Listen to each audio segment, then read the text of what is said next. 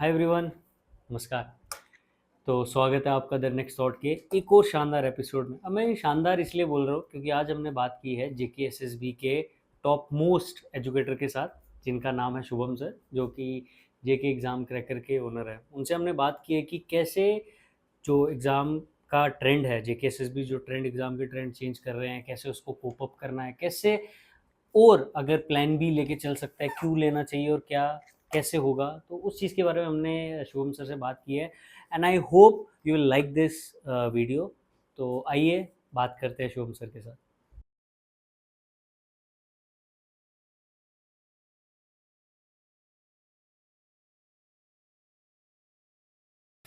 Thank you so much sir, हमारे साथ podcast करने के लिए, मानने के लिए एटलीस्ट। तो सर, मेरे को जानना है कि जैसे हम लोग काफ़ी देर से इंस्टीट्यूट्स को देखते हैं, आपका है और भी जेके एग्ज़ाम क्रैकर है और भी काफ़ी इंस्टीट्यूट्स हैं। तो मतलब आपकी इंटेंशंस क्या थी स्टार्ट करने के लिए, या फिर किस उम्मीद से आपने स्टार्ट किया था? अब उस उम्मीद पे आप खुद खड़े हो कि मतलब जिस उम्मीद से आपने स्टार्ट किया था वैसे? भी हम लोग कोई भी अगर पर्सन किसी काम को स्टार्ट करता है तो मुझे लगता है एक तो चलो उसके दिमाग में इस चीज़ को लेके कंसेप्ट होता है कि हम लोगों को इसके रिगार्डिंग कुछ करना चाहिए, और दूसरा एक as a time pass job के लिए लोग स्टार्ट करते हैं। हम्म।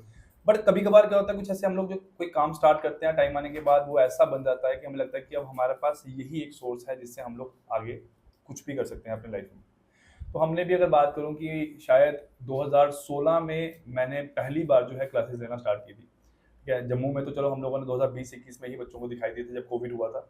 उससे पहले अगर बात करूं तो मैंने 2 साल के लिए गवर्नमेंट के प्रोजेक्ट थे टेक्यूब का। उसमें क्या था, technical education quality improvement programme. उसमें क्या था कि अगर हम लोग किसी भी कॉलेज की बात करें ऑल ओवर इंडिया में, तो जिस कॉलेज में भी किसी एक सब्जेक्ट के टीचर की रिक्वायरमेंट होती थी, सपोज हम लोग इंजीनियरिंग कॉलेज की बात करें ना, जैसे मैं अगर एनआईटी श्रीनगर की बात करूँ, हम्म। एसएमबीडू की बात करूँ, यहाँ पे क्या रहता था कि अगर मेरे कुछ सब्जेक्ट्स थे, जैसे कि मैं इंजीनियरिंग मैथमेटिक्स बच्चों को पढ़ा रहा था, डिजिटल इलेक्ट्रॉनिक्स बच्चों को पढ़ा रहा था। तो जब किसी कॉलेज में किसी एक सब्जेक्ट की रिक्वायरमेंट रहती थी, तो हम लोगों को, हमारी एक एजेंसी थी जो कि उन्होंने एक 70 लोगों की टीम पूरी सिलेक्ट की हुई थी। तो हमको उस कॉलेज में कुछ टाइम के लिए भेजा जाता था कि आपको नियर अबाउट 45 आवर्स का टाइम है, आप लोग जाओ।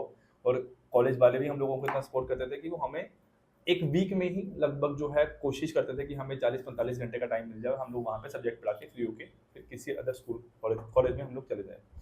तो वो 2017, 18, 19 में 3 साल के लिए मैंने इस प्रोजेक्ट में काम किया था।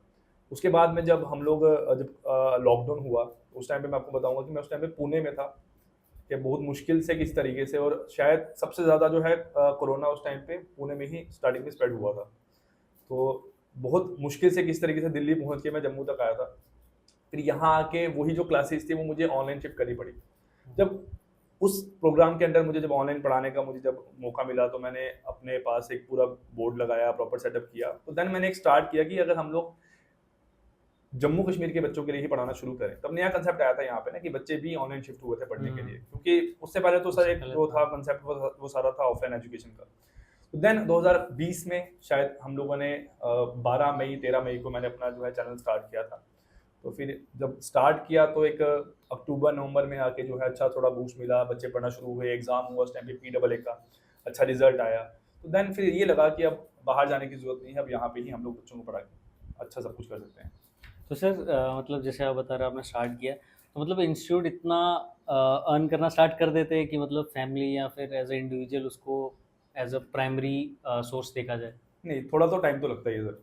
हर काम में आपको लगभग, अगर मैं अपनी बात करूंगा तो मतलब 1 साल 1.5 साल के बाद ऐसा फील होना शुरू होता है कि शायद अब ये मेरा एक पूरी लाइफ टाइम के लिए एक अर्निंग सोर्स बन अर्निंग सकता बन है। सकता हर काम में मेहनत लगती ही लगती है। अगर जैसे हम लोग एक एग्जाम की तैयारी करना शुरू करते हैं ना, फॉर्म हम लोग फिल है। करते हैं, है ना, उसके बाद 1 साल तक जब एक हम साल लोगों की जॉब नहीं लगती है, तो 1 साल मेहनत तो हम लोगों को लग। करनी पड़ती है ना। अब उसमें भी जब आप लोग जाते हो 1-2 महीने बाद जब आपको सैलरी मिलना शुरू होती है, फिर आपके घर वालों की एक एक्सपेक्टेशन होती है कि हम लोगों को जो है मतलब जैसे अगर मैं खुद की बात करूँ, एक मेरे जब फादर 2018-19 में रिटायर हो चुके थे, ठीक है, तो एक अचानक से एक दिमाग पे बटन आ गया था कि अब जो है वो मुझे ही सब कुछ देखना पड़ेगा। तो उस टाइम पे ऐसा हो गया था कि अगर हम लोग खुद भी किसी एग्जाम की तैयारी कर रहे थे ना, तो हम लोग भी उससे भी पीछे हट चुके थे। क्यों? क्योंकि हमारा जो पहला एक मेन सोर्स था वो ये था कि हम लोगों को अर्निंग करनी है। तो बस ये सब चीज़ें रहती है कि किसी भी काम को आप लोग स्टार्ट करो तो 1-2 साल तो आप लोगों को देना ही पड़ेगा उसमें। ठीक है, और स्टार्टिंग में जैसे हम लोग काम स्टार्ट करते हैं तो ऐसा रहता है कि रात भर सो नहीं पाते हैं, सुबह शाम मतलब काम ही काम। करते रहेंगे और किसी चीज़ में हम लोग ध्यान नहीं दे पाते हैं। मतलब वो टाइम तो ऐसा था कि हम, मुझे लगता है कि हम पेरेंट्स के साथ भी बैठने का हम लोगों को टाइम नहीं मिलता था। बट हाँ, ऐसा ऐसा जब से सब चीज़ें आप लोगों की स्मूथ होती है, आप लोगों को लगता है कि आप लोग अर्निंग कर पा रहे हो, आप लोग अपने पास स्टाफ रखते हो एक दो लोगों का, क्योंकि आपका सब काम भी संभाल पाएगा, तो फिर सब चीज़ें आप लोगों की स्मूथ हो जाती है। मतलब जैसे सर एक हर एक इंसान का ऐसा होता है कि यार हमारी भी एक कंपनी हो, हमारे अंडर भी कुछ टीम हो वगैरह। तो अभी जेके एग्जाम क्रैकर की कितनी टीम है और कैसे कैसे कौन कौन क्या करता है? देखिए हमारे पास जो सारा अभी सेटअप है वो क्योंकि सब। मैं इसलिए पूछ रहा हूँ क्योंकि मैं आपको जानता हूँ जेके एग्जाम क्रैकर से और तानिया मैम को जानता हूँ। मतलब और किस में है और क्या क्या है टीम? देखो हमारे पास जो है, अगर हम लोग बात करें, लगभग 7 से 8 लोगों की टीम है, क्योंकि हमारा ऑनलाइन काम है, और जो लोग ऑनलाइन 7 से हमारे स्टार्टिंग से हमारे साथ जुड़े हुए हैं ना, ठीक है, अब हमें इतनी ज़रूरत नहीं पड़ती कि उन लोगों को हम लोग कुछ काम समझाएँ भी अपने एंड से, हाँ। ठीक है। देखो अब हमारे जैसे अगर मेनली 5 कंपोनेंट ही एग्ज़ाम के रहते हैं, ठीक है, मैथ रीजनिंग मैं संभाल लेता हूँ, इंग्लिश कंप्यूटर तानिया मैम संभाल लेती है। जो जीके कंपोनेंट आप लोगों का रहता है उसके लिए हमेशा 1-2 स्टाफ तो हमारे पास है ही, जो बाकी कुछ 1-2 स्टाफ है जो कि चेंज होते रहते हैं। रही बैक एंड से बात, एक पर्सन ऐसा है जो अगर वो 3 साल से एक जॉब को सँभाल रहा है ना, तो वो अभी इतना मतलब उस चीज़ में, मतलब उसमें इतनी इम्प्रूवमेंट आ चुकी है ना, कि उसको सिर्फ़ किसी चीज़ के रिगार्डिंग बताना पड़ता है बाकी कि तुझे ये चीज़ करनी है, और बाकी वो सब काम आपको विदिन 5, 10, 15 मिनट्स करके दे देगा। मतलब उसको इतना टाइम भी मतलब नहीं लगता है। तो बस बैक एंड से अगर बात करें, क्वेश्चंस जो है वो रेडी करवाते हैं, वो तो टीचर ही रेडी करते हैं, टाइपिस्ट एक आप लोगों का रहता है। बट हाँ, अगर आप लोग ऑफलाइन सेंटर नहीं है, आप लोग सिर्फ ऑनलाइन ही संभाल रहे हो, तो आपको लगभग 4-5 लोग भी अगर आपके एफर्ट मारेंगे ना, तो आपके लिए बहुत सफिशिएंट रहेगा इतना। लेकिन सर अभी जैसे मतलब एजुकेशन अगर इसको मैं बिजनेस बोल लूँ या मार्केट या बिजनेस जो भी है, तो ये भी जे एंड के की बात कर रहा हूँ, तो सैचुरेशन आया है कि नहीं आया है? अभी भी काफ़ी लोगों की उम्मीद है कि मतलब ये झेल पाएगा ये इंस्टीट्यूशंस जो भी है। यार देखो सर, टाइम के बाद ना हर चीज़ में थोड़ी चेंजेस आनी पड़ती है। आज बच्चा अगर हमें देखना पसंद करा, तो मे बी 5 साल के बाद वो हमें देखना पसंद नहीं करेगा। ठीक है, स्टार्टिंग की बात करूँ मैं, जैसे आपको मैंने बताया कि हम लोगों ने PAA जब पंचायत अकाउंट असिस्टेंट का हम लोगों ने, मतलब उस टाइम हमने फ्री ऑफ कॉस्ट पढ़ाया था बच्चों को। फिर जब हमने उसके बाद जब पेड कोर्सेज लॉन्च किए थे, तो हाँ, बच्चा जो है बड़ी एक मतलब ये सोच रख के हमारे पास आया था कि हम लोगों को अब यहाँ से ही पढ़ना है, और उस टाइम पे मुझे लगता है कि शायद स्टार्टिंग में 2-3 लोग ही थे जो कि ऑनलाइन हाँ, बच्चों को नहीं, प्रोवाइड कर रहे थे। अब क्या है, जो भी बच्चा कोई एग्जाम देता है, उसका 1-2 नंबर से एग्जाम रह जाता है, जहाँ किसी को लगता है कि अगर मैं थोड़ी मेहनत कर पा रहा हूँ, तो अपने एंड से अगर 1-2 महीना मेहनत करता है, तो वो भी अपना यूट्यूब चैनल स्टार्ट करता है, उसको लगता है कि मेरे को अच्छा अगर कुछ मिल पा रहा है, तो वो भी अपने एंड से एफर्ट मारता है।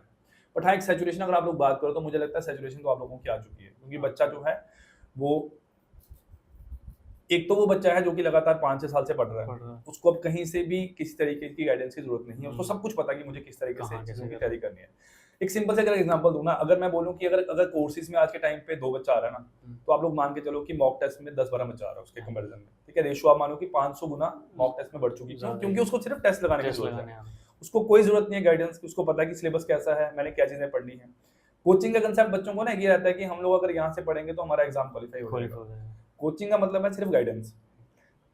अगर आज मैं किसी एक ऐसे बच्चे को जो कि इसी साल ग्रेजुएट हुआ है, अगर मैं उसको सिंपल सी बात समझाऊंगा कि तूने इस एग्जाम की तैयारी करनी है, उसको मैं सिलेबस दे दूंगा, तो मुझे लगता है वो उसकी तैयारी नहीं कर पाएगा। हम लोग बहुत बार ना, कभी कभार किसी का इंटरव्यू सुनते हैं, वो कहता है कि मुझे बुक बता दो, मेरे को सिलेबस सिलेबस दिखा दो, मैं एग्जाम दे दूंगा। भाई उसको पता है कि मुझे क्या चीजें पढ़नी क्या है। चीज़ें पढ़नी। अब उसको, किसी बच्चे को अगर यही पता नहीं है कि मुझे बेसिक्स ऑफ कंप्यूटर में क्या टॉपिक कवर करने हैं, तो वो तो एग्जाम क्वालिफाई नहीं कर पाएगा ना।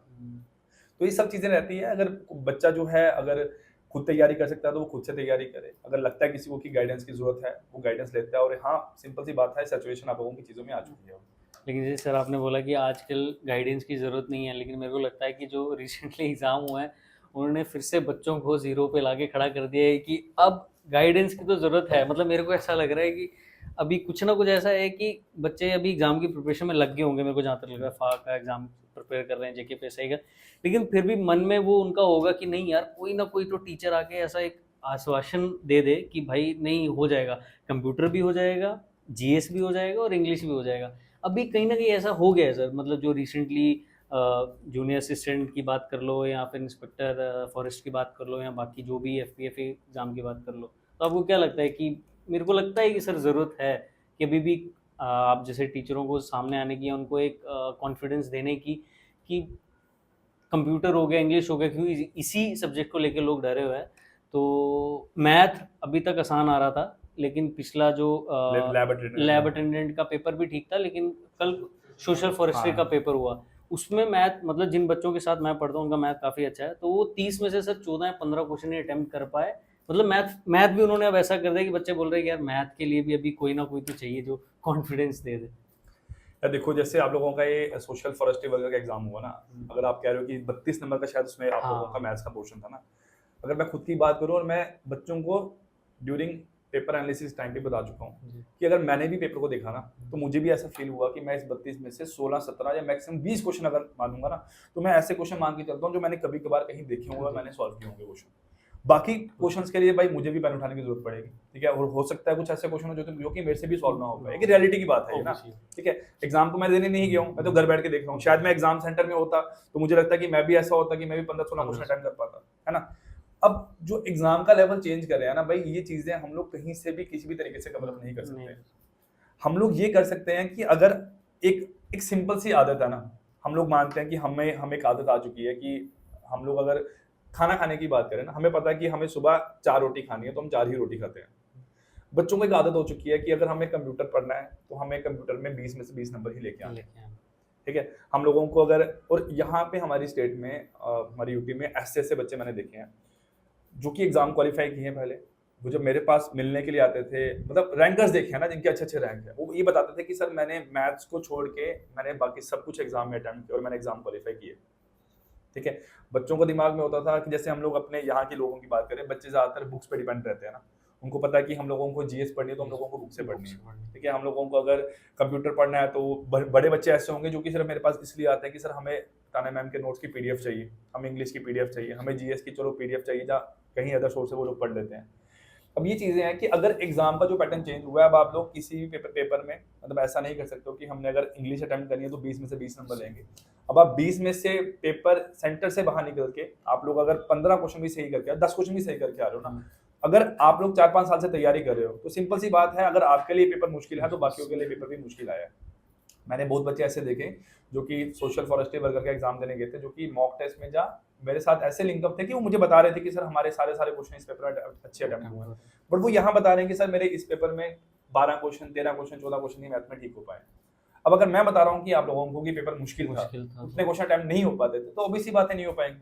कोई एक्सेप्शनल कोई बच्चा ऐसा होगा जिसने बैंकिंग के मेंस के पेपर दिए होंगे, या जिसने एसएससी के पेपर 3 4 5 साल से लगातार दे रहा था, तो वो बच्चा जो है वो इस पेपर में आराम से अटेम्प्ट कर सकता था, ठीक है। अदरवाइज मैं अगर बात करूँ एक जेके एसएसबी का एस्पिरेंट जो कि जेके एसएसबी के पेपर के लेवल के हिसाब से ही पढ़ रहा था, वो इस पेपर में इतने क्वेश्चन अटेम्प्ट नहीं कर सकता था। तो सर जैसे अ, अभी भी चैनल पे कभी कोई कमेंट कर रहे होते हैं, काफ़ी लोगों के ये होते हैं कि कोई बता दे, तो मैं वैसे ही आपसे पूछ लेता हूँ कि अभी अगर किसी नए बच्चे ने जेकेएसएसबी में पाँव रखना है वगैरह, पहले तो मैं कम से कम इस चैनल में इतना तो बता चुका हूँ कि यार जेकेएसएसबी अपनी प्राइमरी एज अ इंस्टीट्यूट या फिर एज अ एग्ज़ाम को मत देखो, क्योंकि कोई पता नहीं है कितना कुछ भी हो सकता है यहाँ पे, कोई एग्ज़ाम देख लो। लेकिन फिर भी अगर कोई बोले कि जेकेएसएसबी को अभी बैठने जा रहा है, वो फर्स्ट टाइम कोई एग्ज़ाम देने वाला है वो, तो उसको कैसे किस चीज़ से या as a JK exam crack कर उसकी कैसे मदद कर सकता है यहाँ पे, एज अ रैंडम अगर कोर्स खरीदे या नहीं खरीदे या यूट्यूब के द्वारा कैसे कर सकता है? देखो यार, मैंने यहाँ पे एक सिंपल सी बात बोलूंगा, मुझे कोई कोर्सेज की प्रमोशन जी नहीं जी करनी बिल्कुल है, बिल्कुल। ठीक है। एक सीधी सी बात है, कल को आपको वीडियोस पे ही कमेंट आएंगे हाँ कि यहाँ कोर्स की प्रमोशन के लिए आए हुए हैं, ठीक है। ना आपने मुझे कुछ पे करना है, ना मैंने आपसे पे करना है। नहीं सर, मैं हाँ, जैसे ये मैं पहले भी एक दो बार हो चुका है हमारे साथ, सर का नाम भूल गया उनका, विंग से गुड़ान के शायद शोएब सर आए थे, डायरेक्ट हाँ नहीं, जी। शोएब सर नहीं, उनके डायरेक्टर थे, नाम भूल गया मैं, सॉरी। तो उन्होंने उनसे ही बात हुई, तो उसके बाद काफ़ी मैं ऐसा देख रहा था, तो मतलब ये बताना बहुत इंपॉर्टेंट हो जाता है कि मैं जिनको भी अप्रोच करता हूँ, मैं और जो मेरे साथ यहाँ पे बैठते हैं, उनका एक ही इनिशिएटिव या एक ही होता है कि यार यहाँ पे बैठ के बच्चों की कैसे मदद हो सकती है। कोई भी मतलब प्रमोट करने नहीं आता, जैसे आपसे मेरी बात हो रही थी कल की, प्रमोशन के लिए नहीं आ रहा कोई भी सर, क्योंकि आप लोग यहाँ पे बैठे हो कि चलो अगर इस चैनल पे आके मेरी थोड़ी बहुत हो पाए, या फिर हम लोग दोनों बैठ के बच्चों की थोड़ी सी मदद कर दे, तो वैसा ही है। प्रमोशन तो ऑब्वियसली नहीं नहीं है। करते। हाँ देखो ये पता क्या है, जो प्रमोशन की बात रही ना, जी मैं एक आपको बात बोलूँ, जी मैं एक एजुकेशन फील्ड में हूँ ना अभी, जी क्या मेरा काम है बच्चों को पढ़ाना। इस काम के अलावा मुझे कोई पर्सन किसी भी चीज़ में हेल्प करने को बोलेगा तो मैं उसके तैयार हूँ, हाँ, ठीक है। अब मुझे कोई बोलेगा कि सर आप मेरे चैनल पे आके पढ़ाओ, जी आप मेरे साथ जुड़ो, मेरे चैनल पे पढ़ाओ, मैं ये पढ़ाता हूँ, आप मेरे साथ मैथ्स पढ़ा दो, तो मैं वहाँ पे उसकी हेल्प नहीं कर पाऊंगा। जैसे आपका ये काम है, आप इसमें मेरी हेल्प मांग रहे हो, मैं आपकी जी करूँगा। ठीक है। और जो भी कोई अदर काम कर रहा है ना, अभी देखो कोई बहुत सारे लोग ऐसे होंगे जो कि अपने एंड से कुछ एफर्ट मार रहे हैं। अभी ऐसा कोई ना है जो मुझे बोले कि सर मैं दुकान ओपन कर रहा हूँ, मैं मेरा कोई ये काम है, मेरी थोड़ी हेल्प कर दो, है ना। जिस काम में मुझे लगता है मैं हेल्प कर सकता हूँ, हम उसमें हेल्प करते हैं आपकी। अब देखो क्या है यार, जितना भी चीजें अभी हम लोग यहाँ पे देख रहे हैं ना, जेके एसएसबी के आंसर जो सब चीजें हो रही है, देखो एक तो हम लोग बात करें कि चेंजेस की जरूरत तो यहाँ पे हमारी स्टेट में, हमारी यूटी में भी थी, क्योंकि बहुत मैंने 4-5 साल के अपने जेके एसएसबी के कैरियर में ना, मतलब 6 साल लगभग मुझे हो चुके हैं, अब यहाँ पे 7 साल हो चुके हैं। तो मैंने देखा है कि यार बच्चे ऐसे भी देखे हैं मैंने, जो कि मुझे 15 से 20 दिन पहले कॉल करते थे कि सर हम एसएससी के एग्ज़ाम की तैयारी कर रहे थे, मेरा क्वालिफाई नहीं हो पाया, मुझे जेके एसएसबी का एग्ज़ाम देना है। और मुझे एग्ज़ाम का नाम शायद ध्यान में नहीं है। एक एग्ज़ाम था, उस बच्चे का रैंक 16 या 17th रैंक आया था। उसकी वीडियो मेरे चैनल पे अपलोडेड भी है, उसने इंटरव्यू भी दिया मेरे पास शायद, या उसने शायद इंस्टाग्राम के लिए कुछ वीडियो रिकॉर्ड करके मुझे भेजा था। उसका कहना था कि सर मैं सिर्फ 16 दिन पढ़ा हूँ, 16-17 दिन पढ़ा हूँ। वो शायद उसकी एमएससी कंप्लीट हुई थी, कुछ ऐसा हुआ था, एसएससी का एग्जाम उसका क्वालिफाई नहीं हुआ था। उसने बताया था कि सर मैंने सिर्फ जेकेएसएसबी के पीवाईक्यूज लगाए हैं और मेरा एग्जाम जो है वो क्वालिफाई हो गया। देखो 2-3 साल तो उसने एसएससी के लिए मेहनत पहले की है। हाँ। अब जेकेएसएसबी के लिए आप लोग बोलो कि सर मैं एसएससी से उठ के, जब मैं बैंकिंग से उठ के मैं सीधा आऊंगा यहाँ पे, मैं पीवाईक्यूज देखूंगा जेकेएसएसबी के, तो मेरा एग्जाम क्वालिफाई होगा? भाई नहीं होगा। ऐसे क्वेश्चंस मैं आपको बता रहा हूँ कि जेकेएसबी इस टाइम पे डाल रहा है। अगर आप लोग उसकी स्क्रीनशॉट डालोगे ना, ठीक है, बच्चे तो सिंपल, अगर हम लोग बात करें चैट जीपीटी या किसी अदर सोर्स पे, अगर वो एआई प्लेटफॉर्म पे लिखते होंगे कि क्वेश्चन कहाँ से जनरेट हुआ है। हम लोगों के पास, मैंने बताया ना, जो टीम है वो 3-4 साल से इस चीज पे काम कर रही है, तो उनको चीजें पता है। वो ऐसा प्रॉम्प्ट डालते हैं कि उनको वहां लिखा हुआ आता है कि ये क्वेश्चन एआई जनरेटेड ही है, ठीक है। ये क्वेश्चन अगर हम लोग बात करें, ये क्वेश्चन जो है ये किसी बुक से नहीं लिया हुआ है। जब आप लोग किसी क्वेश्चन को कभी अपलोड करो, वहां बोलो कि बताओ मुझे इस क्वेश्चन का सोर्स क्या है, वो आपको बता देगा कि इस साइट पे क्वेश्चन अपलोडेड है। बहुत सारे क्वेश्चन ऐसे आते हैं जो कि लिखा हुआ आता है कि भाई ये क्वेश्चन किसी सोर्स से आप लोगों का लिया ही नहीं हुआ है, ठीक है। तो फिर उस चीजों में हम लोग कुछ नहीं कर सकते हैं ना हम कुछ कर सकते हैं ना आप कुछ कर सकते हो। जैसे हमने देखा अभी जो पेपर हुआ था आपका जूनियर असिस्टेंट का, शायद उसमें एमएस एक्सेल के फॉर्मूलेस पूछे गए थे, है ना। अब एफडब्ल्यूए का बच्चों का एग्जाम है, अगर एफडब्ल्यूए में एम एक्सेल के जो फॉर्मूले हैं वहां पे तो प्लस माइनस आया था। अब आपको वो जो फॉर्मूलेस हैं वो आपको गलती से डाल देंगे मैट्रिक्स एंड डिटर्मिनेंट के, जहां आपको इंटीग्रेशन डिफरेंशिएशन डाल देंगे। उनके पास तो है ना कि भाई आपके सिलेबस में है, आपको आना चाहिए, बट उनको ये बात कौन समझाए कि वो बिल्कुल ही क्वेश्चन इरेलीवेंट आप लोगों का बन जाता है ना, कि बच्चा अटेम्प्ट ही नहीं कर सकते वैसा क्वेश्चन आप लोगों का। तो जो भी बच्चा जेकेएसएसबी के एग्जाम की तैयारी कर रहा है, वो अगर ऐसा ही पेपर आगे चलता रहा ना, देखो हम लोग भी और बाकी जो इंस्टीट्यूट हैं जम्मू के, ठीक है, जैसे श्रीनगर के जो भी इंस्टीट्यूट हैं, वो अपने एंड से एक बार एफर्ट मार चुके हैं। मैंने बताया बच्चों को पहले कि मैं एक बार जेकेएसएसबी ऑफिस गया था, मैं बात कर रहा हूँ, और मैं कोई इस तरीके से नहीं गया था कि मैं वहाँ पे एज ए स्टूडेंट जा रहा हूँ कि मैं उनको बताऊंगा कि सर पेपर डिफिकल्ट आ रहे हो आप लोग, ये कर रहे हो। मैं किसी तरीके से 2-3 लोगों से बात करके अपनी वहाँ पे बात उनसे कराया था। मैंने उनको समझाया था कि सर पेपर डिफिकल्ट आ रहा है, ठीक है। अब जब वो पर्सन एक आगे ऐसा बैठा हुआ है जो कि एक बड़ी हाई लेवल की पोस्ट पे है, ठीक है, उसने जब वो मुझे आगे से बोलेगा कि हम लोग कुछ नहीं कर सकते हैं इस चीज़ पे, अब ना मैं उसके साथ वहाँ पे बहस कर सकता हूँ, है ना मैं उसको बोल सकता हूँ कि तुम गलत बोल रहे हो। उन्होंने बताया कि पेपर मुश्किल है, तो बच्चों को बोलो कोई बात नहीं, अब आपके 120 में से 118 117 नंबर नहीं आएंगे, आप 120 में से 95 नंबर लेके आओ, है ना, 120 में से आप लोग 90 नंबर लेके आओ।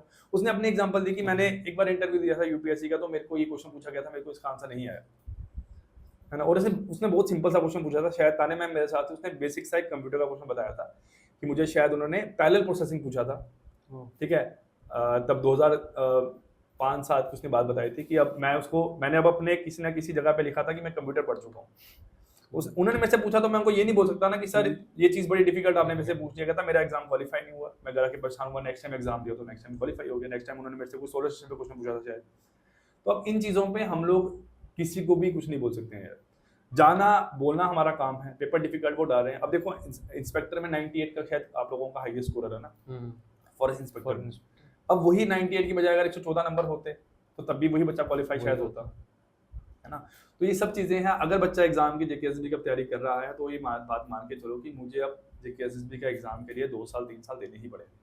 और मैं सीधी सी बात बोलता हूँ कि एक एग्जाम पे रिलाई मत करो। कल एसएससी सीजीएल की पोस्ट निकल के करो तैयारी उसकी भी साथ में, है ना। मुझे लगता है कि जेकेएसएसबी से बड़ा आसान लेवल है उसका, है ना। टाइम कंज्यूमिंग बहुत है, मतलब आप लोगों को थोड़ा टाइम लगेगा, सिलेबस थोड़ा वास्ट है लोगों को पढ़ने के लिए। एग्जाम सेंटर में आपको जो है टाइम कम मिलेगा, नंबर ऑफ क्वेश्चन आपके ज्यादा होंगे।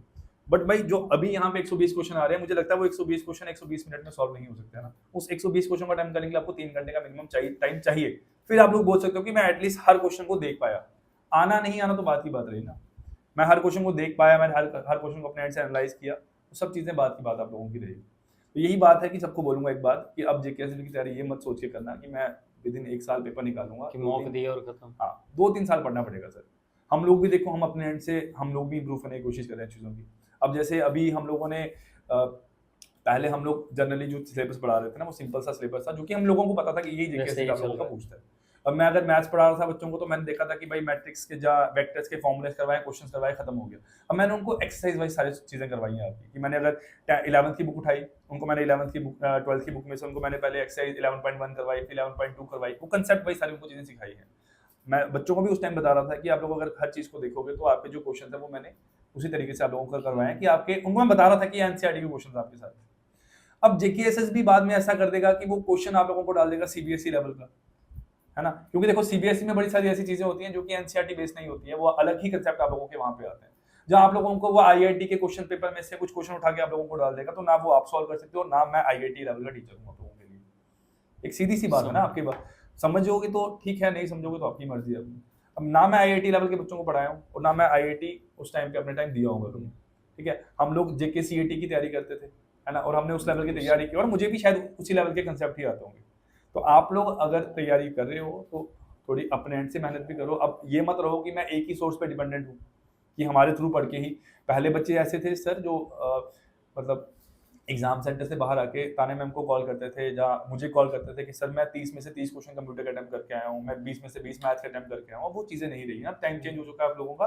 तैयारी करो, एग्जाम सेंटर से बाहर आके 120 में से अगर आपके 85 क्वेश्चन भी ठीक हैं, तो वो 85 क्वेश्चन ठीक ही होने चाहिए आपके ना, वो आंसर के आने के बाद गलत नहीं होने चाहिए, है ना। अगर आपने 3-4 साल से तैयारी की है, आपके 85 क्वेश्चन ठीक है, तो हो सकता है दूसरे के भी 87 हो, बट उसके 100 ठीक नहीं होंगे, उसके भी इतने ही ठीक होंगे।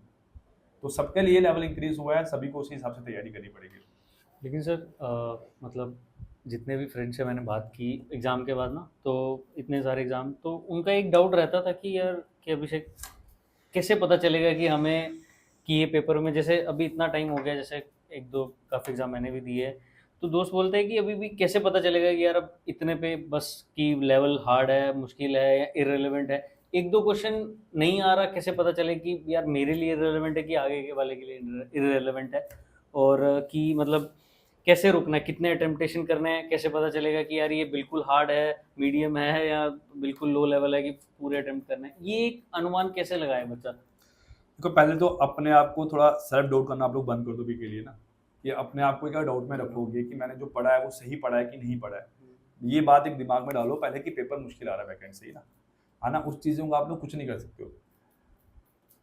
देखो, कुछ हमने ना स्टार्टिंग में जब आपका ये पेपर बड़ा डिफिकल्ट लेवल का आया था ना, जो पहला पेपर शायद आप लोगों का जूनियर असिस्टेंट से भी पहले एक दो आप लोगों का एग्जाम, फॉरेस्ट का एग्जाम था, सर किसका एग्जाम था, तो सर जूनियर असिस्टेंट का एग्जाम था ना, जिसमें बड़ा डिफिकल्ट आप लोगों को कंप्यूटर डाल दिया था सारा, हाँ, है जूनियर ना। असिस्टेंट ही होता। उस टाइम पे ना हमने ऐसा बोल जो आपके कंसेप्ट आए थे ना बड़ी सारी चीजों के ना, वो हमने जब ताने में हमने अपनी कोई कॉलेज के टाइम की बुक उठाई, है ना, हमने कोई अपनी एमटेक की लेवल की बुक उठाई, या गेट के हमने कोई पीवाईक्यूज उठाई है, जहाँ हमने किसी सोर्स पे सर्च मारा कि आपको बताओ कि ये क्वेश्चन किस बुक से जनरेट किया गया है, किस बुक का ये क्वेश्चन है। देखो, अब उस बुक पे मैंने तभी बताया था बच्चों को कि कोई एक टॉपिक है ऑपरेटिंग सिस्टम, उसका एक कंसेप्ट था, वो उस बुक पे 974 पेज पे कंसेप्ट था, ठीक है। वो एक बुक थी बच्चे की एमटेक के लेवल की या बीटेक के लेवल की। एक क्वेश्चन था जो कि 474 समथिंग कुछ पेज पे आप लोगों का वो कंसेप्ट था। अब एक छोटे से बेसिक ऑफ ऑपरेटिंग सिस्टम के लिए, जहाँ आप लोग बात करो छोटे टॉपिक के लिए, आप लोग इतनी सारी बुक्स तो नहीं पढ़ सकते हो ना। अब हम लोग भी अपने एंड से आपको वो चीजें पढ़ा रहे हैं। अब जो आपके 3-4 अगर पेपर हुए हैं, अगर आप उन चारों पेपरों में देखोगे कि हम लोग जो है इन स्पेसिफिक चीज़ों पे, जैसे किसी क्वेश्चन में अगर आपका एरे पूछा गया है क्या है ना, किसी क्वेश्चन में आपको एक कंसेप्ट आया था, आपको शायद नंबर से बाइनरी नंबर सिस्टम का एक कंसेप्ट आया था ओवरफ्लो का, आपको वो चीज़ें पूछी गई है। अगर आप वो सब चीज़ें पढ़ के, ठीक है, आप लोग एग्जाम में जाओ, आएगा तो ठीक है, नहीं आएगा तो भाई आप 10 में से 7, 6, 5 जितने क्वेश्चन अटेम्प्ट कर सकते हो उतने सही करो। अगर वो पीवाईक्यूज भी देख के आप लोगों के वो कंसेप्ट नहीं आ रहे हैं ना, और आपको वहाँ नया कंसेप्ट ही देखने को मिल रहा है, तो फिर उसमें कुछ भी आप लोग नहीं कर सकते ना। और रही बात कि इस टाइम पे कि अगर आप लोग सोचो कि हम लोग जो है कहाँ तक पढ़े, देखो बच्चों के एंड से, जहाँ मैं अपने एंड से बात करूँ, जहाँ जो भी बाकी हमारे एंड से जो भी हमारी तरह के जो एजुकेटर्स हैं, वो सब जो जेकेएसबी के ऑफिस गए थे, उन लोगों के पास एक बात दिमाग में पहुंच चुकी है ना कि आप लोगों का पेपर डिफिकल्ट हम लोग डाल रहे हैं। और जब मैंने भी उनको बताया था कि उन्होंने बोला कि हाँ हमें बहुत सारी एप्लीकेशन पहले भी आ चुकी है रिगार्डिंग इसके, तो चेंज करना नहीं करना उन पर डिपेंड करता है ना। अब वो हम लोगों को वहां पे बोल सकते हैं कि हाँ हम लोग नेक्स्ट मीटिंग में इसके रिगार्डिंग बात करेंगे, हम लोग इसके हमने जो भी हमने नेक्स्ट मीटिंग शेड्यूल की है हमने उसमें ये बात उठानी है, आपस में डिस्कस करना है हम लोगों ने। अब वो करेंगे नहीं करेंगे वो तो कुछ नहीं कह सकते ना, उनकी तरफ से बताया जाता है कि हाँ हम लोग इस चीज को थोड़ा ध्यान में रखेंगे, है ना। अब बच्चे चाहते हैं कि हम लोगों को ये कहीं से कोई एक एजुकेटर आए, जब मैं ही आज बच्चों को बोल दूं कि जेकेएसएसबी ने मेरे से प्रॉमिस किया है कि हम लोग पेपर अब आप लोगों का इतना डिफिकल्ट नहीं डालेंगे, ऐसा पॉसिबल नहीं हो सकता जब तक वो चीजें आप लोगों के सामने नहीं आएगी। और हाँ मैं बच्चों को अगर बोल भी दूं कि नहीं आप लोग जो पढ़ रहे हो वही पढ़ो, आप लोग और कुछ मत सोचो, है ना, तो बाद में बाय चांस अगर पेपर डिफिकल्ट आ गया आप लोगों का, बहुत आसान आएगा तो हम लोग अटेम्प्ट कर सकते हैं ना, अगर डिफिकल्ट आ गया तो आता होगा तो अटेम्प्ट करो, नहीं आता होगा तो छोड़ दो वहाँ पे और सेल्फ डाउट करना बंद कर दो। और जितने भी एग्जाम्स है ना आप लोगों के आ रहे हैं, अब हमने सुना था कि जेके बैंक की वैकेंसीज भी आ रही है, थोड़ा सा एफर्ट मारो उसके लिए। एसएससी का सिलेबस पढ़ोगे, जेके पीएसआई का सिलेबस पढ़ोगे, जेके बैंक का सिलेबस पढ़ोगे, मैथ रीजनिंग इंग्लिश तीनों में सेम। टाइम कंज्यूमिंग है ना एक पार्ट आप लोगों का ना, ठीक है आप लोग, और थोड़ा सा ऐसा चीजें हैं कि आपको थोड़ा टाइम मैनेजमेंट वहां पे करना पड़ेगा। बैंक में जो क्वेश्चन आपको 40 मिनट अटेम्प्ट करने हैं आपको एसएससी में 60 मिनट में करने हैं, जेके एसएससी में आपको हर क्वेश्चन के लिए 1 मिनट मिलता है। हर जगह जितनी भी चीजें हैं आप लोग हर जगह पे अभी हाथ डालो, एक जगह पे डिपेंडेंट मत रहो। और जिनकी जैसे आपने मुझे बोला कि जिस बच्चे की एज हो रही है या जिस बच्चे का वही कि किस तरीके से वो चीज़ों को लेके चले, है ना। देखो यार अगर एज आप लोगों की इतनी पहुंच चुकी है कि आप लोगों को लग रहा है कि अब हमें जेकेएसएसबी शायद नहीं क्वालिफाई हो पाए, हम लोग 1 साल तैयारी करें और बाद में ये भी फील हो कि हम लोग कुछ ना कर पाए, तो कुछ ना कुछ साइड बाय अपने एंड से सोचते रहो काम के लिए ना, चाहे बिजनेस करो चाहे जॉब करो, ठीक है, कुछ ना कुछ करते रहो।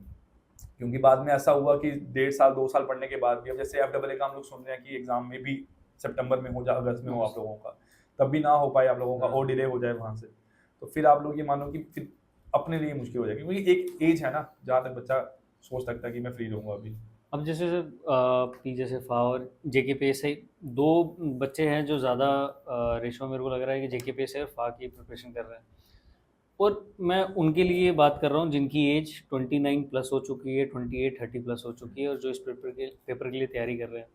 एक तो एक झूठी दिलासा देने का इंटरनेट पे स्टार्ट हो जाते हैं, यूट्यूब पे काफ़ी लोग कि यार आप करो आपका हो जाएगा, एक ही मोटिवेशन बड़ा चलना स्टार्ट हो गया है कि यार नहीं यार आप में अब खुद में दम है, हो जाएगा, भरोसा रखो, है ना, मतलब ऐसा।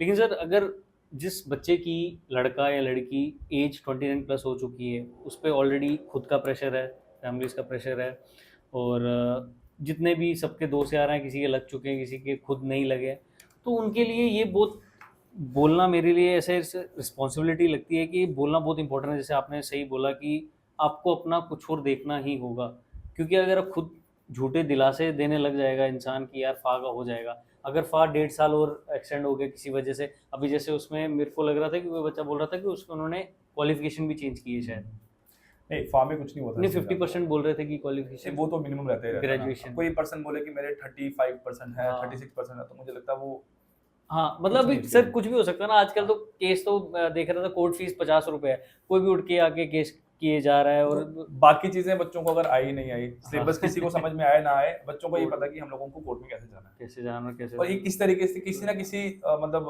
अगर बात करूं वे में, जेकेएसएसबी भी इस बात को लेके बड़ा इफेक्टेड है अपने एंड से कि यार बच्चा कोई भी नोटिफिकेशन निकालते हैं उन लोगों को भी परेशानी होती होगी। देखो एनटी के एग्जाम की बात करूं ना, मुझे पता कि एनटी का एग्जाम जेकेएसएसबी ने, और आप लोग भी तब सुनते होंगे कि उनकी बड़ी कोशिश थी अपने एंड से कि हम लोग एग्जाम जल्दी कंडक्ट जल्दी करवाएंगे। करवा हेल्थ एंड मेडिकल डिपार्टमेंट का एग्जाम भी इन लोगों को जल्दी कंडक्ट जल्दी करवाना था किस तरीके से भी ना। अब जेके पीएसआई की आप लोग बात कर रहे हो ना, जब मैं जेकेएसएसबी के ऑफिस होके आया था तो जेके पीएसआई के रिगार्डिंग सीधा बोल दिया था कि जब तक इसके ऊपर जो भी कोर्ट केसेस हैं सब कुछ जब तक सॉर्ट नहीं होगा तब तक हम लोग एग्जाम कंडक्ट नहीं करेंगे। अब देखो जूनियर असिस्टेंट में भी अगर हम लोग बात करें, इसका 1 दिन पहले 2 दिन पहले ही शायद सब कुछ इसका सॉर्ट हुआ था, फिर इसका एग्जाम कंडक्ट हो गया था, ठीक है। अभी भी शायद कुछ ना कुछ इसके रिगार्डिंग केस होगा जो कि बाद में पता लगेगा बच्चों को कि एग्जाम कंडक्ट हो गया, आगे क्या चल रहा है क्या नहीं चल रहा है, 26 मई को है शायद उसकी हेयरिंग, कि एग्जाम कंडक्ट करो हम लोग बाद में देख लेंगे। जेकेपी कांस्टेबल आपको ध्यान में होगा, उसमें क्या हुआ था कि 1 दिन पहले नोटिफिकेशन आई थी कि ये जो 79-80 बच्चे हैं जिन्होंने रिप्रेजेंटेशन की है इनको बैठाना अलो कर दो, कुछ नहीं हुआ लोगों का अभी तक, क्योंकि उनकी तो ज्वाइनिंग भी होगी लोगों की ना। तो सर जैसे हम लोग अभी बात कर रहे थे कि जिनकी एज 28 प्लस हो चुकी है, तैयारी भी कर रहे हैं, लेकिन अभी किसी वजह से फा और जेके पे से, जैसे जेके पे से आप बता रहे थे कि होपफुली शायद वो इस साल ना हो, मतलब क्या बताना हो, लेकिन हम होप कर दें कि सितंबर अक्टूबर तक हो जाए। बट अगर नहीं हुआ, भी नहीं हुआ, जैसे अभी देख रहे थे कि कोर्ट फीस ही इतनी सस्ती है कि इस पूरे ऊपर से जेकेएसएसबी का प्रोसेस ऐसा हुआ है कि फॉर्म बाद में लगते हैं, कोर्ट केस पहले हो जाता है कि वैसा। तो फिर से किसी ने लगा दिया फॉर्म में कि ऐसा ऐसा, फिर बच्चे लटक जाएंगे। तो जैसे आपने बोला कि एक अपना साइड कुछ करना ही पड़ेगा। काम होना चाहिए आपकी और बात। मेरे को लगता है कि ये चीज़ टीचर से आना बहुत मायने रखेगी, और मायने रखती है कि अगर टीचर कोई बोल रहा है, मतलब क्योंकि आजकल जितने भी स्टूडेंट हैं जिनकी भी हम बात करते हैं, उनको लगता है कि जितने भी इंस्टीट्यूट बैठे हैं, जितने भी है, वो सारे बस यार बच्चों से पैसा खाने को लेकर है। लेकिन जितना मैंने टीचर से बात की है, सबने स्टार्ट किया था कि बच्चों की हेल्प करते हैं, अपना वो ब्रेड एंड बटर बन गया, वो एक सेपरेट थिंग है। लेकिन यही चीज़ मतलब टीचरों से अगर वो सुनने को मिलेगी कि यार अब तो एज हो रही है, अब अगर जेकेएसबी का कोई भरोसा नहीं, यहाँ तो आप कोई नया पकड़ लो। मेरे को लगता नहीं है कि अभी कोई भी जेकेएसबी जिसकी एज 29 प्लस होगी वो बैंकिंग एसएससी पकड़ने की हालत में होगा। एज नहीं होती ना। एज नहीं है, हाँ, और सर 28 साल हिम्मत का भी तो बंदा। नहीं है सर हमारे, मतलब एक यहाँ तो कि एक अकेला लड़का या लड़की हो कि अब खुद चलना है, सर फैमिली भी सबने देखना है, किसी किसी का एक वही एक बच्चा या बच्ची होगी जिसने घर भी चलाना है। तो अगर वो इसी भरोसे रहेगा कि यार गवर्नमेंट जॉब लेके रहूँगा, नहीं तो नहीं जाएगा। और सर गवर्नमेंट जॉब मतलब ये एक ऐसा बन चुका है कि लेवल 2 या लेवल 1 के लिए पेपर ऐसा आ रहा है जैसे आपने केस के लिए बैठना है, और उस लेवल के लिए आपको इतने 5-5 साल 6-6 साल लगाना, मेरे को लगता है कि वो है ही नहीं, एफिशिएंट ही नहीं है सर। आपको जाना ही पड़ेगा दूसरी साइड, या तो आपको जेकेएसएस भी छोड़ना पड़ेगा, या तो आपको प्राइवेट या अपना कुछ इनिशिएटिव करना पड़ेगा। तो वही मैं बोल रहा था कि अगर ये टीचर्स से, अगर टीचर्स ये बोलना स्टार्ट कर देंगे ना, तो मेरे को लगता है बच्चों को ये रियलाइज़ होना, अब रियलाइज़ होना स्टार्ट हो जाएगा कि भाई अपना अपना आप देख लो आप। देखो पहली बात तो ये रही कि आप कोर्ट केस की बात करो ना। जी। आज के टाइम पे जो 4-5 साल में मैंने लोगों को देखा, मैं खुद के ही 2-3-4 बच्चों की ऐसी बात करूंगा, उनको बेशक ये नहीं पता ना कि किसी एग्जाम का सिलेबस है क्या नहीं है। ठीक है, जैसे मैं अभी बात करूं, अभी जो एग्जाम कंडक्ट हुआ आपका परसों, शायद फील्ड असिस्टेंट का एग्जाम कंडक्ट हुआ 20 तारीख को आपका हाँ। ना। ठीक है, उसके पेपर की बात करूँ ना, बच्चे मुझे मैसेजेस कर रहे हैं कि सर पेपर देखा आपने कैसा आया था।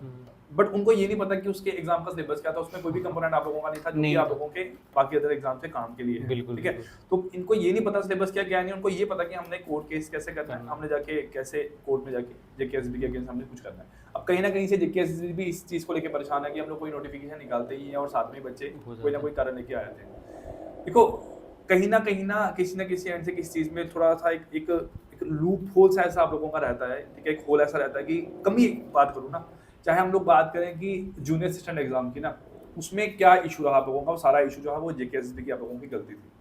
अगर वो नोटिफिकेशन टाइम पे निकाल देते और नोटिफिकेशन टाइम पे बता देते ना कि हम लोग जो है पहले इस बार एग्जाम ही एग्जाम कंडक्ट ही करवाने लेंगे। वाले हैं, बाद में हमारा काम है टाइपिंग टेस्ट करवाना, तो मुझे लगता है कि कोई- किसी भी तरीके से कोई कोई इशू issue नहीं नहीं क्रिएट होता। होता, क्योंकि नोटिफिकेशन में बताया जो लिखा हुआ आप अगर उसको आपको अच्छा लग रहा है तो आप लोग फॉर्म फिल करो, नहीं लग रहा तो नहीं, नहीं मत करो। करो। अब उनके एंड से ये कहना था कि सर बहुत ज्यादा बच्चे हो गए थे, अगर हम लोग पहले इनका टाइपिंग टेस्ट करवाते तो हमें 2-3 महीने लग सकते थे टाइपिंग टेस्ट करवाने के लिए। तो ये ठीक तो है? पहले भी पता होगा सर। बिल्कुल। जो देखो पहले क्या था मैं बताऊं, जब पहले एग्जाम कंडक्ट होते थे ना, मैं शायद मुझे भी 2019 या 20 में पता लगा था कि जेकेएसबी नाम की भी कोई चीज चीज़ होती है। मैंने उससे पहले सिर्फ जेके बैंक का एग्जाम दिया था, फिर हम लोग उसका मेंस देने के लिए गए थे। आप लोगों का हमारा शायद अमृतसर में मेंस हुआ था, फिर एग्जाम कैंसिल हो गया। हाँ, फिर जब इस नेक्स्ट टाइम से- फिर से उसका एग्जाम कंडक्ट हुआ, तब तो हम लोग खुद ही इस चीज में आ चुके थे कि हमारे हमारे पास खुद के लिए टाइम नहीं था कि हम लोग एग्जाम दे पाए। ठीक है, हमारे तो बच्चे क्वालिफाई हुए थे बहुत सारे उस टाइम पे। ठीक है, तो ये चीज थी कि अब जो भी बच्चा एग्जाम को लेके ये चल रहा है ना कि हम लोगों ने एग्जाम की तैयारी कर रहे हैं, हम लोगों की एज भी हो चुकी है। ठीक है, एक प्लान भी रखो अपने दिमाग में यार। ठीक है, आज मैं जेकेएसबी के लिए अगर बच्चों को पढ़ा रहा हूँ, देखो स्टार्टिंग में हम लोगों ने फ्री पढ़ाया, आज भी अगर हम लोग आप लोग अगर कोई बच्चा एक अपने दिमाग से चीजों को लेके चलेगा ना, देखो पहली बात तो 500-700-800 रुपया कोर्स की फीस कोई इतनी बड़ी अमाउंट नहीं है। 700 रुपया आप लोग तो देखो सिर्फ जेकेएसबी को दे रहे हो फॉर्म फिल करने के। आप लोग घर से बाहर निकलते हो, आप लोग 15-20, देखो मैं 94,000 पे करके 2015 से 2016 में मैंने गेट एग्जाम की तैयारी की थी जयपुर में। 94,000 मेरी फीस थी, और मुझे ध्यान में है कि शायद मैंने 5 या 6 बार में उनको लोगों को पूरी फीस प्रोवाइड की थी, क्योंकि पेरेंट्स वैसे ही दे सकते थे। आज के टाइम पे वो चीजें आप लोगों को 500-700 में, मैं अगर अपनी बात छोड़ दो ना, ठीक है, हम लोग जम्मू कश्मीर की बात छोड़े, अगर आप लोग कहीं बाहर भी देखते हो तो आप लोगों को सब चीजें वहां से इतने में ही मिलती है ना। अब देखो आप लोग अगर बात करो, हमें बोले कोई बच्चा कि सर आप लोग पेड पढ़ा रहे हो या कोई अदर पेड पढ़ा रहा है, आप लोगों के देखो हमने 3-4 हज़ार वीडियो यूट्यूब पे भी अपलोड की है। अगर आप लोग कोई अपना थोड़ा दिमाग यूज करोगे ना, और देखो मैं सीधी बात बोली कि आपको एक बार गाइडेंस की जरूरत है। कोचिंग का मतलब गाइडेंस है। एक बार गाइडेंस मिलेगी तो आपको पता है कि मुझे सिलेबस क्या पढ़ना है, मुझे सिलेबस क्या नहीं पढ़ना है। बच्चों को ये नहीं पता कि हम लोगों को मॉडर्न हिस्ट्री शुरू कहाँ से करनी है। हमेशा लोग जो है वो शुरू कर रहे थे आपका रिवॉल्ट ऑफ 1857 से। शायद हमारे पास अंकुश सर थे, वो दिल्ली से कोचिंग लेके आए थे, तो उनको पता था कि हमने एडवेंट ऑफ यूरोपियंस पढ़ाना पहले। शायद उसके बाद लोग वो पढ़ना शुरू हुए थे। एग्जाम में आया नहीं आया, लेकिन हाँ वहां से बच्चे उस चीज को पढ़ना शुरू कर गए थे। प्लान भी अपने दिमाग में जरूर रखो। मुझे पता कि अगर मेरे पास अगर आज से 2 साल या 3 साल के बाद ये चीज़ रही कि मेरे को जेकेएसएसबी के एंड से कोई एग्जाम कंडक्ट नहीं हो रहे, क्योंकि मैं जेकेएसएसबी के लिए पढ़ा रहा हूँ। मुझे पता कि मुझे एसएससी के लिए पढ़ाना बाद में, ठीक है, चले ना चले वो उसकी बात अलग रही ना। मुझे पता कि जेकेएसएसबी अगर नहीं 2 साल बाद वैकेंसी निकाला है तो मैं एसएससी की तरफ जाऊंगा, नहीं होगा तो मैं बैंकिंग की तरफ जाऊंगा। अगर ये तीनों भी मेरे पास नहीं हुआ तो फिर मैं कुछ ना कुछ और चीज़ अलग सोचूंगा। तो आपकी देखो, अगर आपकी एज है 22-23 साल, मैंने आपको बताया देखो मेरे जब फादर रिटायर हुए थे ना, तो मुझे उस टाइम पता था कि मुझे अब जॉब करनी, क्योंकि देखो एक रिटायरमेंट का मतलब है कि सीधा एक पर्सन की अगर सैलरी ₹1,00,000 है, उसकी सीधा सैलरी 30-40-50 हज़ार रुपये आप लोगों की सैलरी हो जाएगी, ठीक है। तो उस टाइम पे मुझे कहीं ना कहीं उनके फेस को देख के भी लगता था कि थोड़े परेशान है अपनी जॉब को लेके। और मैंने देखो सीधी सी बात समझाता हूँ आपको, मैंने उस टाइम पे अपने फादर को थोड़ा अमाउंट अपने एंड से दे दिया था कि सर पापा परेशान मत हो चीज़ों को लेके, सब चीज़ें हैं, मैं भी कुछ कर रहा हूँ। तब तक शायद मैंने उनको नहीं बताया था कि मैं 3-4 साल से अगर बाहर हूँ तो मैं कुछ कमा भी रहा हूँ या कुछ खा भी रहा हूँ, क्योंकि पेरेंट्स का था कि मैं हूँ तू देख, उनको था कि तुम देखो अपना, मुझे कोई जरूरत नहीं तुम्हारे पैसों की ना। तो मैंने उनको बताया था कि आप परेशान हो रहे हो, तो मैं अब उस चीज में आ चुका हूँ ना कि अब आप नहीं तो अब मैं सब चीजें देखूंगा। तो वो कहीं ना कहीं से मुझे इस चीज के बारे में उस टाइम पे पता लग गया था। अब कोई पर्सन ऐसा है इसकी एज 23 है, 24 है, 25 है, देखो हर घर की कंडीशन हर बच्चा ही समझता है अपने। अब मैं किसी को बोलूंगा कि नहीं तुझे पढ़ना है, तुझे कुछ बनना है ना, तू ही सब कुछ कर सकता है ना, वो चीजें उसको पता है कि उसको वो किस चीज से मतलब इस टाइम पे गुजर रहा है। उसको पता है कि मेरे पेरेंट्स की अगर 10 साल जॉब है, मुझे जॉब की जरूरत नहीं है, तो मैं पढ़ता रहूँ, ठीक है। उसको पता है कि अगर मेरे पेरेंट्स के पास कोई जॉब नहीं है, मेरे पास कोई घर पर अर्निंग सोर्स नहीं है, ठीक है, जहाँ मेरे पास अभी ऐसी कंडीशन आ चुकी है कि मुझे ही सब कुछ करना पड़ेगा, तो भाई उसको पढ़ाई के साथ साथ कुछ और काम उस टाइम पे करना भी पड़ेगा। एज की बात रही तो आप लोगों ने भी ये स्टोरी शायद सुनी होगी और मैंने ही कभी ना कभी बच्चों को बताई होगी कि जो FAA का पहला एग्जाम कैंसिल हुआ था, एक लड़का लड़की थे, उनकी शादी तक तैयार हो चुकी थी, बाद में उनकी शादी कैंसिल हो गई थी किसी कारण, क्योंकि एग्जाम का रिजल्ट कैंसिल हो गया था। मेरे स्टूडेंट्स थे 2 ये, ठीक है। मतलब मैंने उनको, सर बहुत सारे बच्चे ऐसे आते हैं हमारे पास ना। अभी 4-5 दिन पहले एक जेकेपीएससी का एस्पिरेंट आया था, वो बता के रो रहा था कि सर मैं अच्छी बड़ी गुड़गांव में जॉब कर रहा था, मैं जम्मू में आ चुका हूँ, अब कुछ नहीं बन रहा है यहाँ पे। तो ये सब चीज़ों से बच्चों को गुजरना ही पड़ता है। अगर मैं अपनी बात करूँ तो हम भी कहीं ना कहीं से पीछे से ऐसी चीज़ों से गुजरे हुए हैं ना। तो आपको अपने दिमाग में एक प्लान भी रखना जरूरी है। अगर ये एग्जाम क्वालिफाई नहीं हुआ, जेकेपीएससी का एग्जाम की मैं कोई गारंटी नहीं लेता हूँ, बट हाँ FAA एग्जाम पे कोई भी इशू नहीं है, मे बी वो एग्जाम टाइमली कंडक्ट होगा, जून में नहीं, जुलाई में नहीं तो अगस्त सितंबर में मेरे एंड से आप मान के चलो कि 100% चांसेस एग्जाम कंडक्ट होने की, कोई और इशू ना आए। अब जैसे हम लोग सुन रहे हैं कि अभी क्राइसिस आ चुके हैं, जैसे मोदी जी ने बोला कि गोल्ड मत परचेज करो, ये मत करो, हाँ कोई ऐसी कंडीशन आ गई तो मे बी एग्जाम ना कंडक्ट हो, है ना। जैसे लॉकडाउन वाली कंडीशन अगर आ गई, हम लोग सुन रहे हैं कि ऑफिस में आजकल स्टाफ आधा कर दिया है कि आधे लोग वर्क फ्रॉम होम कर रहे हैं। बाकी कोई चांसेस नहीं है कि FAA आप लोगों का आगे होगा, बट सर उसमें भी 600 बच्चा ही रहता है। ये बहुत इंपॉर्टेंट है बच्चों को जानना कि 600 ही लगेगा। ये बात मुझे हम लोगों को ऑफिस में ही जेकेएसडी के बताई गई थी कि हम लोग सिलेक्शन प्रोसेस आप लोग समझते हो कि हम लोग समझ रहे हैं कि ये सिलेक्शन प्रोसेस है कि, बट वो कह रहे हैं कि एक रिजेक्शन प्रोसेस है कि हमें 600 बच्चा तो किसी न किसी तरीके से मिल जाएगा। हम पेपर चाहे डिफिकल्ट डालें चाहे आसान डाल दें, कुछ है ना, हमें 600 बच्चा चाहिए, हम लोगों को मिल जाएगा, चाहे बच्चा 30 नंबर लेके क्वालिफाई हो। बट हम लोगों को अगर 600 बच्चा सिलेक्ट करना है तो 1,99,400 बच्चा हम लोगों को रिजेक्ट करना है। तो this is not a selection process, this is a rejection process. तो प्लान भी रखो अपने पास, जो भी चीज़ें सोच सकते हो सोचो, अपने एंड से करो, बाकी जो चीज़ें हैं वो तो जो लिखा हो वो तो आपको मिलना ही मिलना है। तो सर एक इसी बात से ख़त्म करते हैं, कोई एक लास्ट एडवाइस नए स्टूडेंट्स को और पुराने स्टूडेंट्स को, कोई भी। पुराने एस्पिरेंट्स को यही बोलूँगा कि अभी पेपर को देख के थोड़ा परेशान मत हो, थोड़ा अपने आप पे ही थोड़ा सेल्फ बिलीफ इस टाइम पे करो कि हम लोगों ने जो चीज़ें पढ़ी हैं वो सही है। अगर पेपर डिफिकल्ट आ रहा है तो वो सबके लिए डिफिकल्ट आ रहा है। नए एस्पिरेंट को यही बोलूँगा कि भाई टाइम दो।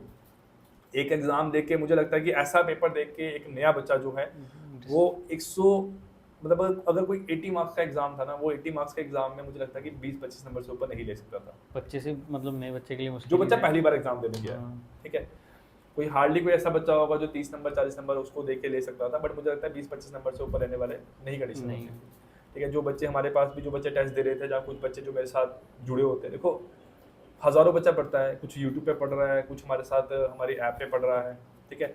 अब उनमें कुछ गिने चुने 4-5 बच्चे ही ऐसे होते हैं जिनके साथ स्टार्टिंग से ही हम लोग जुड़ते हैं और वो हमारे साथ कांटेक्ट में रहते हैं ना, किस तरीके से भी ना 3-4 दिन बाद मैसेज करेंगे, कॉल कर देंगे या बात कर लेंगे। उन बच्चों के भी जिनके मॉक टेस्ट में 72 73 मार्क्स आ रहे थे, वो भी एग्जाम में 42 44 नंबर ही लेके आए, उनके इससे ज़्यादा नंबर नहीं आए। ठीक है, पुराने बच्चे अपने आप पे थोड़ा कॉन्फिडेंस रखो कि हम लोग एग्जाम की तैयारी सही कर रहे हैं, पेपर डिफिकल्ट आ रहा है, सबके लिए डिफिकल्ट आ रहा है। जो पुराने जो नए बच्चे हैं वो टाइम लेके चलो, हम लोगों को 1-2 साल टाइम देना ही देना है। तो thank you so much sir, thank you so much for Thank you. Coming and thank you so much. तो आपको अब 2 चीज़ें करनी है। पहली, आपको कमेंट करना है कि आपको ये वीडियो कैसी लगी, और दूसरी, आपको ये वहाँ तक शेयर करनी है जहाँ तक आप अपने दोस्तों को जानते हो जो जेकेएसएसबी के लिए प्रिपरेशन कर रहे हैं और आपको लगता है कि उनको इस वीडियो को जानने की या देखने की ज़रूरत है। और आप ये कर सकते हो कि हमें आप एडवाइस कर सकते हो कि हम क्या अपने वीडियोज़ में, अपने पूरे चैनल पे हम लोग इम्प्रूवमेंट कर सकते हैं, ताकि हम लोग और अच्छे से अच्छे इम्प्रूवमेंट करके आपके सामने अच्छे गेस्ट ला सके। Thank you so much. जय हिंद।